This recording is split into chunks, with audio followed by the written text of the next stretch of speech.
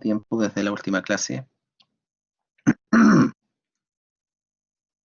Transcripción procariontes, no alcanzamos a verla.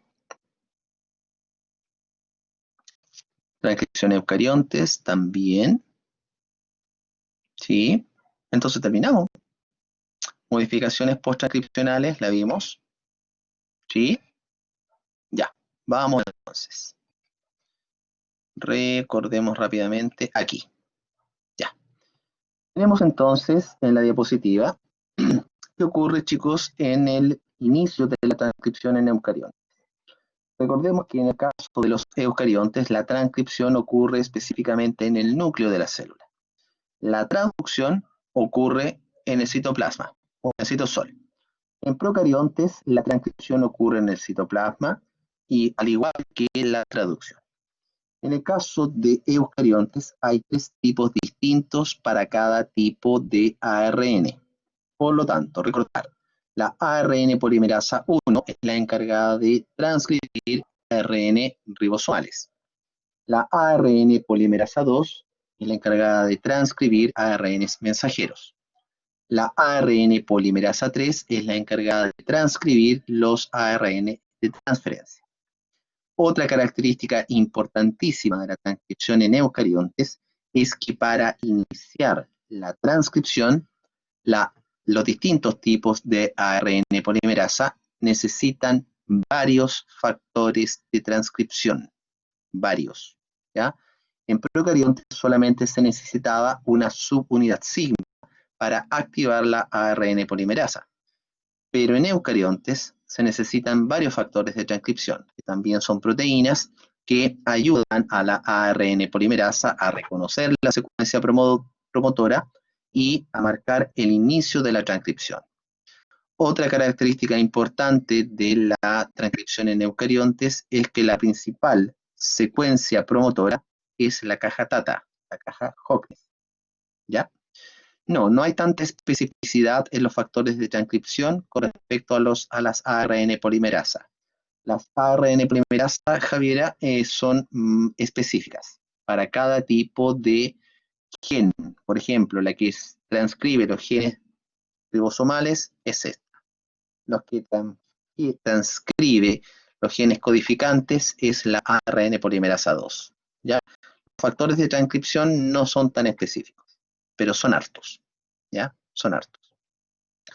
Otra característica propia de la transcripción en eucariontes es que la última secuencia promotora, la última luz en la pista de aterrizaje, recuerden la analogía, es la caja TATA o caja Hawkins, ¿ya? La cual marca el punto un poquito más hacia la derecha donde la ARN polimerasa tiene que iniciar la transcripción. ¿Okay? Ya. Y por último, para que termine la transcripción en eucariontes, se tienen que reconocer secuencias de término. ¿Dónde están esas secuencias de término específicamente?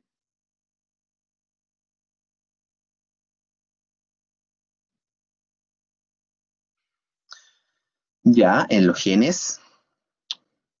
¿En qué parte específicamente?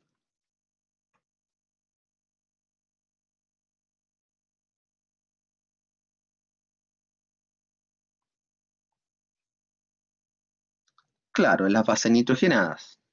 Pero, de acuerdo a lo que hablamos de genes en general, después cuando hablemos de regulación, ahí vamos a hablar un poquito más específico de los genes. Recuerden que las secuencias de término, muy simple esto, están al final del gen. Marcan el término del gen. Así como la secuencia promotora marca el inicio del gen. Me estoy refiriendo a la última secuencia promotora, la caja TATA, ¿ya? Esta marca el inicio del gen, ¿ok? Ya. Bien. Ahora, en el caso de los eucariontes, el transcrito de ARN que se va a formar después de la transcripción de ese gen va a quedar en el interior del núcleo. Pero en el caso específico de los ARN mensajeros, tienen que sufrir una serie de modificaciones post-transcripcionales muy, muy importantes, que van a permitir transporte del ARN mensajero hacia el citosol y que lo van a proteger de las distintas ARNasas que están en el citosol. Vamos bien. Tenemos acá un ARN mensajero de eucariontes. En forma rápida y general, vamos a sellar el extremo 5' del transcrito. Recuerden que el transcrito que se forma siempre lo vamos a dibujar desde el extremo 5' al extremo 3'. ¿Ya?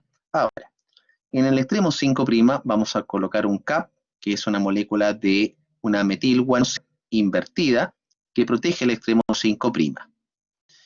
En el otro extremo, en el extremo 3', vamos a agregar una larga cadena de adeninas. Esto se llama cola poli A. Y lo más importante es lo que ocurre en la parte central del transcrito. Tenemos que dejar solamente secuencias que van a codificar para una proteína. Ya, vamos viendo. Entonces, en el extremo 5' de este transcrito de ARN mensajero, se va a agregar una molécula que se llama CAP o casquete. Esta CAP es una molécula de guanina, ¿ya? Es una guanina que está metilada, tiene un grupo CH3 unido a esta guanina, y la cual tiene 3 grupos fosfato. Esto sella el extremo 5' del transcrito. Le da estabilidad, facilita el transporte de este ARN mensajero hacia el citosol, y después ayuda a que el ribosoma, específicamente la subunidad menor del ribosoma, se acople al ARN mensajero en una secuencia específica. ¿Ya? En el otro extremo, en el extremo 3', se tiene que agregar una secuencia larga de adeninas. ¿Ya? Esta secuencia de adeninas, que se llama poliadenilato, protege al ARN mensajero por la acción de ARNasas que están presentes en el citosol. Si tuviera este ARN una cola de adeninas cortas, supongamos que tiene unas 20 adeninas, se va a degradar rápidamente el ARN mensajero y no se va a traducir. ¿Para qué perder tanta energía en la célula en generar un ARN mensajero que finalmente no se va a traducir? ¿Cómo se protege? Con una larga cadena de 150 a 250 adeninas. Esto hace más lenta la degradación. ¿Ya? Siempre pensando cuando este ARN mensajero salga al citosol. Bien. Otro tipo de modificación posttranscripcional es la que tiene que ocurrir en la parte central del transcrito. Miren, aquí tenemos un gen, ¿cierto? Tenemos la secuencia promotora, tenemos el inicio del gen, y acá tenemos la secuencia de término o terminadora. Pero este gen va a tener secuencias que van a codificar para proteínas y otras secuencias que no van a codificar para proteínas.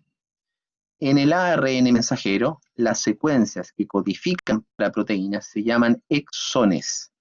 Es decir, cuando el ribosoma después tiene que leer este ARN mensajero, cada vez que vaya pasando por un grupo de 3 ribonucleótidos, en este exón va a codificar o determinar un aminoácido determinado. Pero estas secuencias que se llaman intrones no codifican para proteínas, no codifican para aminoácidos. Si quedara un intrón en el ARN mensajero y el ribosoma siguiera leyendo aquí y llega al intrón, no lo lee, se desacopla el ribosoma y me va a quedar una proteína trunca, una proteína más corta que lo que realmente debería ser. ¿Ya? Por lo tanto, hay que eliminar todas estas secuencias, todos estos intrones. ¿Ya? En los otros ARN también se eliminan intrones, pero en este proceso, en el ARN mensajero, esto es extremadamente riguroso y específico. ¿Ya? Por lo tanto, repito, se eliminan los intrones y se unen exclusivamente los exones. Ese proceso se llama splicing, corte de intrones y empalme de exones. De manera que el ARN mensajero maduro solamente va a estar formado por exones.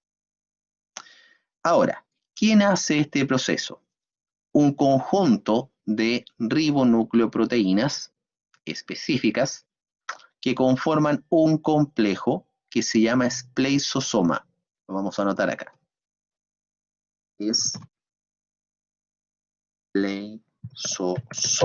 Spleisosoma. ¿Ya? Este spleisosoma reconoce las secuencias que son los intrones. Aquí están reconociendo un intrón, forman un loop, una especie de anillo, cortan el intrón y se va el intrón. Y después pegan este exón con este otro exón. Por lo tanto, el ARN mensajero maduro solamente, repito, está conformado por exones, no lleva intrones. ¿De qué está conformado el spleisosoma? Está conformado por ribonucleoproteínas. Cada tiene varias subunidades. Estas ribonucleoproteínas, ahí están, ya están formados por parte también de estos mini ARN que conforman esto. Forman grandes subunidades que tienen actividad enzimática, repito, reconocen las secuencias que son los intrones, los cortan y pegan o empalman los exones. ¿Ya? Por lo tanto, no olviden que el splicing es específicamente eliminar los intrones y pegar o empalmar los exones. Bastián Salgado Bustos. Hola, profe. Hola, Profe, cuéntame. todas estas modificaciones post-transcripcionales todavía están ocurriendo en el núcleo, ¿no es cierto? Exactamente, Y cuando está listo el exacto, transcrito primario, recién va al citosol. ¿Algo exacto. así? Cuando Ah, está, ya, ok. cuando está listo el ARN mensajero, ya no hablamos de transcrito primario, ahí hablamos de ARN mensajero maduro. Y Ya, ahora se comienza a transportar desde el núcleo, hay unas proteínas específicas, se llaman exportinas, toman los ARN mensajeros, los pasan a través del complejo del poro y lo pueden llevar al citosol o lo dejan próximo al RER, donde también ya. puede ocurrir síntesis de proteínas. ¿Ya? Gracias, profe. ¿Ya? A ver, Martín dice, o sea, en el ARN mensajero queda siempre esas riboproteínas. No, no, Martín, cuidado. Estas riboproteínas lo único que hacen es sacar los intrones. ¿Ya? Los intrones son secuencias de ribonucleótidos en el ARN mensajero que no codifican para aminoácidos. Estas riboproteínas forman complejos enzimáticos, cortan y además pegan este exón con este otro exón y con los otros exones que vienen más acá. ¿Ya? Ahí sale la riboproteína. ¿Ya? Sale con el intrón. ¿Okay? No queda pegadito a la ARN mensajero. ¿Ya? Bien, entonces chiquillos, recordar que esto también está ocurriendo en el interior del núcleo. Bien, ahora, si comparamos los ARN mensajeros de procariontes con los de eucariontes, digamos, aquí tenemos un ARN mensajero de procariontes que podemos observar. No hay modificaciones post-transcripcionales, porque la transcripción de procariontes ocurre en el citoplasma. No hay que proteger los ARN mensajeros. Y además, la traduc'ción es simultánea con la transcripción. Por lo tanto, en el extremo 5' del ARN mensajero no hay un CAP. Y en el extremo 3' no hay una cola poli-A. Y aquí hay algo muy, muy importante. Los ARN mensajeros de los procariontes son policistrónicos. ¿Qué quiere decir esto? Que un mismo tipo de ARN mensajero puede codificar para varias proteínas. ¿Por qué? Aquí tiene un codón de inicio AUG, que lo vamos a ver, ¿qué es? 1534. ¡Oh, qué pasó rápido la hora! Aquí tiene un codón de inicio para la traducción. Y aquí hay un codón de término para la traducción. Y traduce esa proteína. Pero aquí hay otro codón de inicio y otro codón de término. Traduce otra proteína. Y acá lo mismo, ¿ya? Son policistrónicos porque pueden traducir más de una proteína. Tienen estos ARN mensajeros de procariontes, tienen varios, vamos a adelantar, ORF, marcos abiertos de lectura, ORF. ¿Ya? En eucariontes, el ARN mensajero maduro tiene en el extremo 5' un CAP. En el extremo 3' tiene una cola poliada. Perdón, no había puesto eso. Ahí. Varios ORF. Y en la parte central no lleva intrones. Lleva una secuencia de codones que cuando son traducidos por los ribosomas siempre van a traducir una sola proteína. Por lo tanto, los ARN mensajeros de eucariontes son monocistrónicos, traducen una sola proteína. Los de procariontes son policistrónicos, traducen más de una proteína. Ahí tenemos otra diferencia importante de la transcripción entre procariontes y eucariontes. ¿Ok? Bien, para terminar esta parte. Finalmente tenemos la comparación entre la transcripción de procariontes y la transcripción de eucariontes. En procariontes, la transcripción y la traducción son simultáneas, porque el ADN está libre en el citoplasma de la célula, de la bacteria. Por lo tanto, aquí estamos observando que se está formando un transcrito de ARN mensajero, no hay procesamiento post-transcripcional, y en forma paralela o simultánea, los ribosomas que están en el citosol pueden empezar a traducir este ARN mensajero. Y fíjense una cosa importante, los ribosomas también traducen en sentido 5', 3'.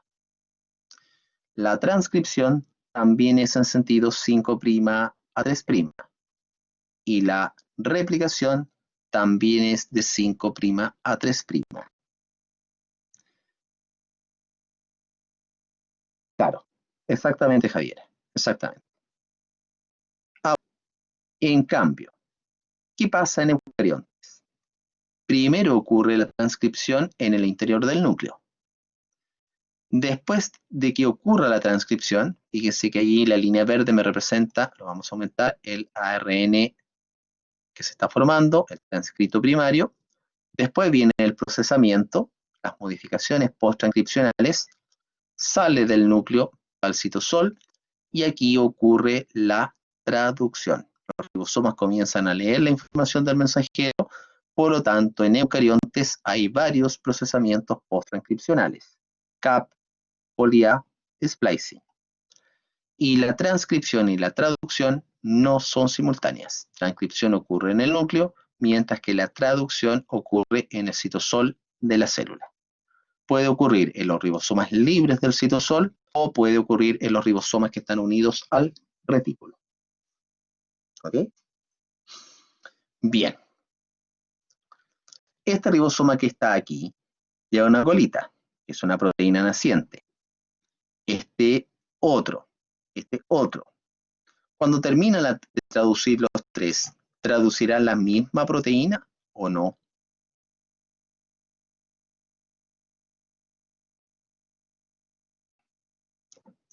Bastián Salgado al tiro puso sí ahí. Al tiro, así, flash. Yes. ¿Estás seguro, Salgado? Lo que acaba de responder. ¿Estás seguro de que sí es la respuesta correcta? ¿Seguro? ¿Por qué? La respuesta es sí. ¿Por qué su respuesta es de que estos tres ribosomas van a formar la misma proteína?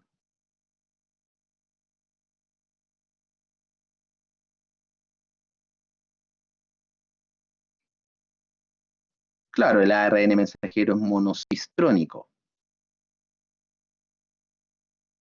Correcto.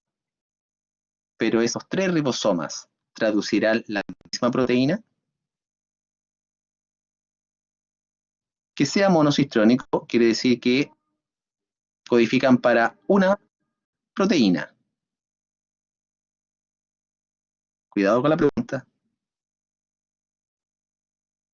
A ver los demás, ¿qué opinan?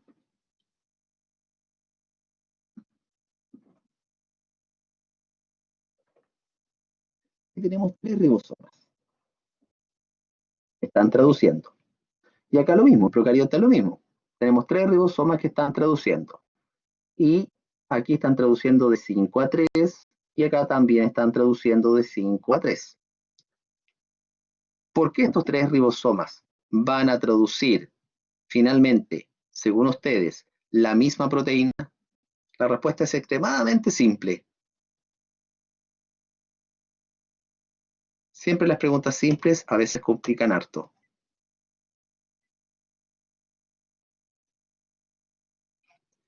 Porque van a traducir el mismo ARN mensajero en 5 a 3. Tanto este de 5 a 3, el segundo de 5 a 3, el mismo ARN mensajero, y el último ribosoma que se incorporó también va a traducir este mismo ARN mensajero en el sentido 5 a 3. Si tradujeran el mismo ARN en sentido 3 a 5, ahí no pasa nada, porque no pueden traducir de 3 a 5, ¿ya? Pero no hay que estén en distintas posiciones del ARN. Claro, lo que quiere decir es que este partió primero. Este caballero que está acá partió de aquí y fue avanzando, avanzando, avanzando y llegó hasta acá. Después se le unió este. Ese partió de aquí, del codón de inicio a OG, y ahora va en esa posición. Y el último que se incorporó fue este, que también partió ahí, con AUG y avanzado menos. Cuando este llegue a la secuencia de término, ¡pum!, se desacopla y va a dejar libre esa proteína y va a terminar la traducción. ¿Ya? Bien. ¿Qué más tenemos? A ver. Tenemos un pequeño cuadrito. Tienen que ir completando acá ustedes, chiquillos. Lo van a desarrollar después de que se entretengan. Y que tenemos finalmente preguntas preparando Solemne 3. Todavía no tengo fecha del Solemne 3. Todavía no nos han informado. Me parece importante esto que lo puedan resolver. ¿Qué diferencia presenta el proceso de transcripción con respecto al de replicación? El control todavía no está fijado. Tenemos que terminar la unidad 4 completa, ¿ya? Así que ya la próxima semana ahí les voy a fijar el control. Yo creo, déjenme ver el calendario. Debería ser la semana del 29 de junio el control 4, ¿ya? El solemne recuperativo, el final, ese es en julio, ese es como la segunda semana de julio. Sí, sí, ¿ya? Y bueno, la última es lo que ya hemos discutido harto. ¿Cuáles son las diferencias entre transcripción de procariontes y eucariontes? Ahí hay harta diferencia, así que vayan construyendo una, ¿cómo se llama esto? Un cuadrito comparativo, ¿ya? Entre transcripción de procariontes y eucariontes. Vayan por etapa. Primero inicio, iniciación, elongación y término o terminación. ¿Ok? Bien, chicos. ¿Alguna pregunta con respecto a transcripción? Voy a aprovechar los... ¿Cuántos minutos me quedan? Me quedan 15 minutos para avanzar en traducción. ¿Alguna pregunta con respecto a esto? ¿Algún concepto o proceso que no haya quedado muy claro? ¿No? Cierro entonces la clase de transcripción y voy a cargar la clase siguiente, que es la clase de traducción.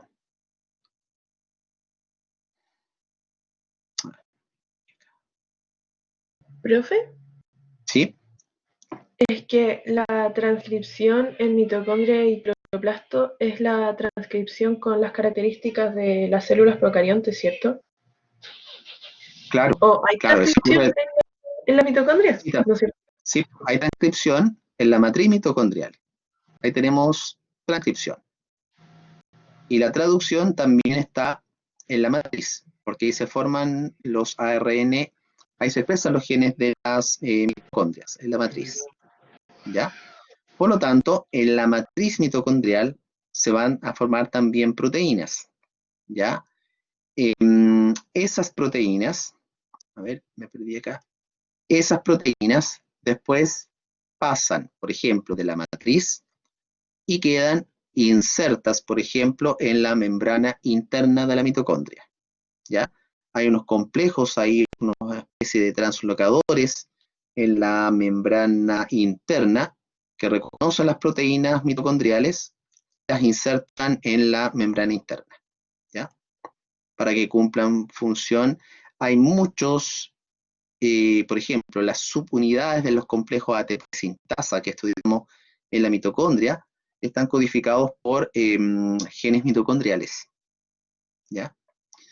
Pero también hay proteínas que forman parte de la membrana interna de la mitocondria y otras que forman parte en el espacio intermembrana que no son codificados por genes mitocondriales, sino que son codificados por genes nucleares, ¿ya? En ese caso, se transcriben los genes nucleares, se forman ARN mensajero, van al citosol y los ribosomas libres del citosol traducen esos genes, perdón, esos ARN mensajeros. Se van a formar proteínas que deben ser importadas a las mitocondrias. Los receptores específicos de esas proteínas están en el citosol. Reconocen a estas proteínas porque tienen una secuencia señal específica, un péptido específico, y las llevan hacia la membrana externa de la mitocondria. Y ahí hay otros grandes complejos translocadores que toman las proteínas y las insertan, las traspasan desde la membrana externa al espacio intermembrana y de ahí las dejan insertas en la membrana interna de la mitocondria, ¿ya? Por lo tanto, hay dos vías de las cuales se pueden formar proteínas mitocondriales. Directamente desde el interior de la mitocondria, de la matriz, o desde los ribosomas libres que están en el citosol, ¿ya? Bien, chiquillos. En 14 minutos, ya vamos a hablar un poquito, lo que alcancemos nomás para avanzar, de traducción. A ver, cuando hablamos de traducción, nos estamos refiriendo al proceso de síntesis de proteína, ¿ya? Que se lleva a cabo a partir de la información, esta información que lleva el ARN mensajero.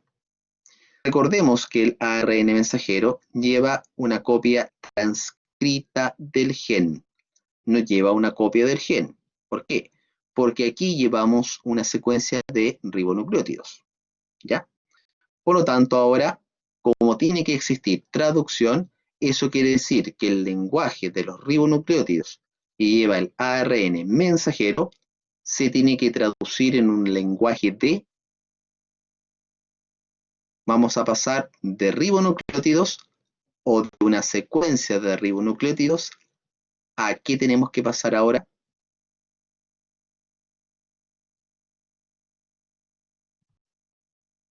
A ver, Camila, ¿está la Cami o no? Camila, de la Barrera está callada. Cami, hoy día, ¿qué le pasó?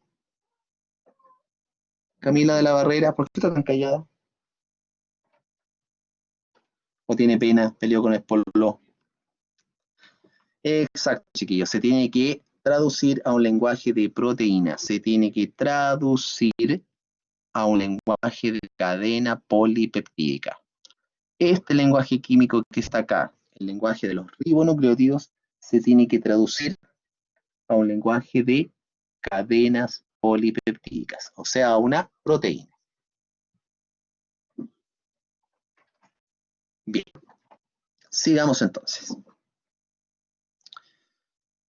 A ver, primero, ¿cuáles son los tipos de ARN que vamos a necesitar o que participan directamente en la traducción?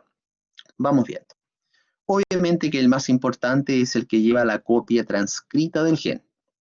Ese es el ARN mensajero, el cual viene del núcleo, viene maduro, por lo tanto, vamos a imaginar que aquí, si bien no aparece en el esquema, en el extremo 5' viene con un CAP. Y en el extremo 3' tiene una larga secuencia de adeninas. Y lo más importante es que la parte central solamente lleva exones, no lleva intrones. Ahora, estas secuencias de ribonucleótidos que observamos acá en el ARN mensajero, grupos de 3 ribonucleótidos, 1, 2, 3, implican un triplete. Cada triplete se llama codón. ¿Por qué? Porque cada triplete va a codificar o determinar para un aminoácido. El codón AUG codifica para el aminoácido metionina. El codón AAC codifica para asquina. UUC codifica para fenilalanina. Y así sucesivamente.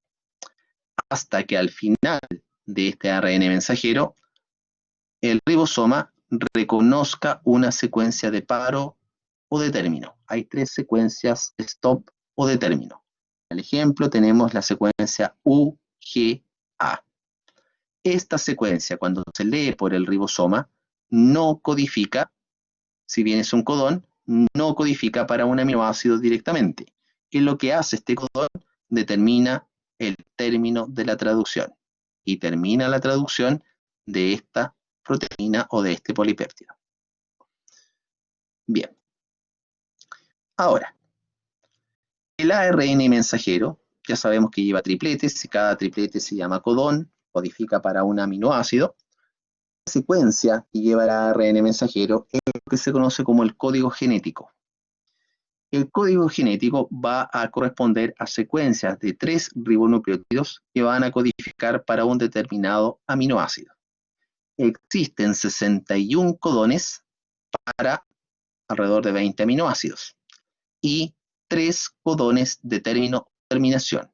En total son 64 codones que tienen el código.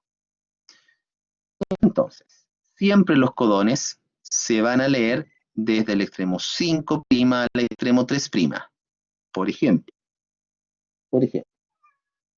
A ver, denme un segundo, perdón, que tengo que entrar el gato. Voy a sacar. Ahí está el gato, molestando, ya. Lo vamos a sacar de la pieza para que no interrumpa la clase. Perdón.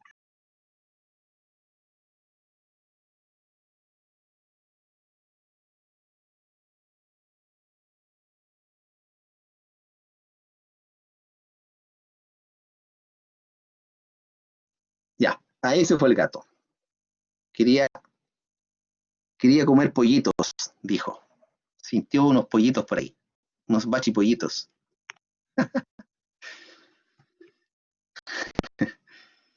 Ya, entonces, repito, perdón. Tenemos que el código se va a leer desde el extremo 5' al extremo 3'. Por lo tanto, AUG, veamos el código.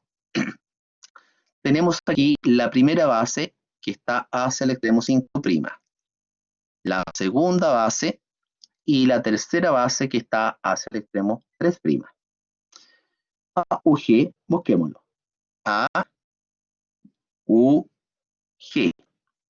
que implica codón de inicio, codifica para el aminoácido metionina. Fíjense que todos los ARN mensajeros parten con el mismo codón, AUG, codón de inicio, y siempre se termina para el mismo aminoácido que es metionina. ¿Ya? Leamos el segundo codón.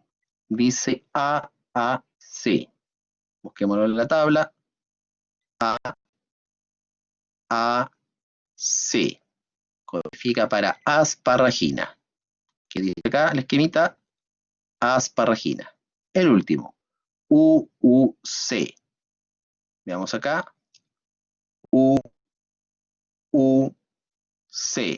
Fenilalanina. ¿Qué dice el esquema acá? Fenilalanina. ¿Cuáles son los codones de término? Según la tabla, tenemos 3 codones de término. Ya, tenemos UAA, UGA, perfecto, y UAG. Muy bien, chicos. Ahí tenemos UAA, UAG y UGA. codones de término. Muy bien. Entonces, este código genético que lleva el ARN mensajero tiene características muy importantes. Vamos bien.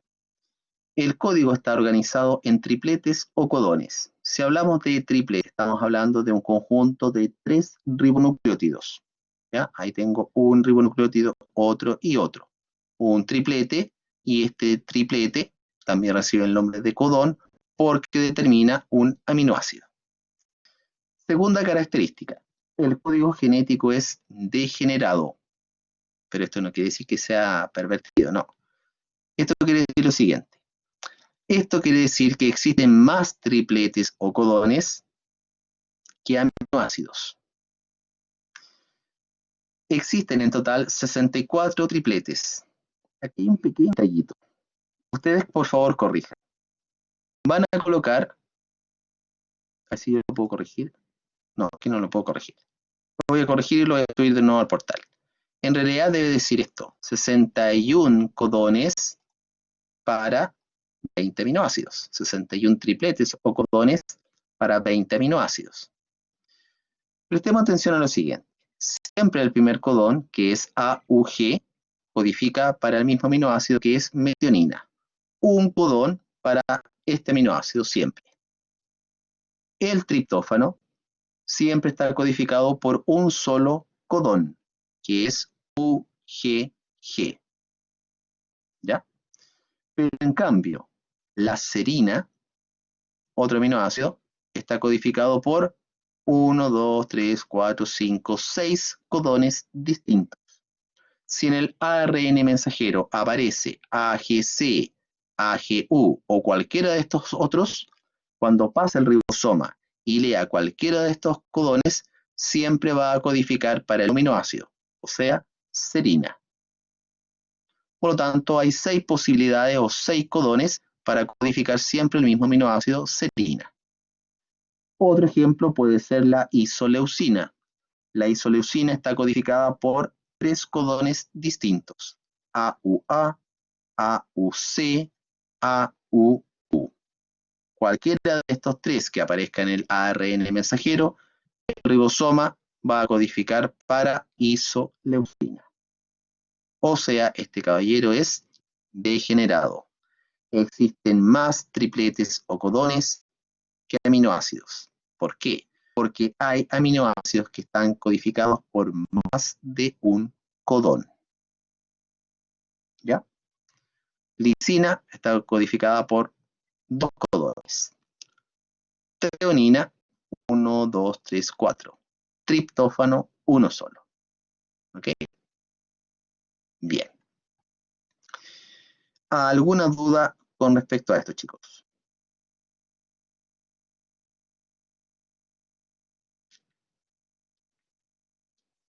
Y sí, Profe, Bárbara, dime. profe, codón se le llama solo a los que codifican para aminoácidos, ¿no es cierto? Claro. No En ese por... caso, solamente a los que codifican para aminoácidos. Pero Ah, ya. también se usa, aunque no codifican para aminoácidos, se usa para los codones de término. Como ya Ya. sabemos, determinan el término o el stop de la traducción. No codifican para ningún aminoácido, pero Ya, también pero... son codones. También son Ah, ya, codones. ok. Exacto. Ya también son ¿Sí? codones, ya. Gracias, profe. Claro, son 61 codones en total que codifican para aminoácidos, para 20 aminoácidos, y 3 codones de término. Exacto. Y este codón, si bien es de inicio, codifica para siempre el primer aminoácido, que es metionina. ¿Ya? Bien, chicos, ¿alguna otra pregunta, alguna otra duda? ¿No? Ya, voy a quedar hasta aquí. Mañana continuamos con las características del código genético y explicamos el proceso de traducción. Bien, que estén muy bien, cuídense, un abrazo para todos y nos reencontramos mañana. Oscar pregunta, ¿los codones de término pueden estar solo uno o los 3? Pueden estar 2, tengo entendido que a lo más 2, pero basta que el ribosoma lea el primero y termina la traducción. No es necesario que tenga que leer los 2, ¿ya? Ya chicos, que estén muy bien, cuídense y nos reencontramos entonces nuevamente mañana. Bye bye, chao, chao.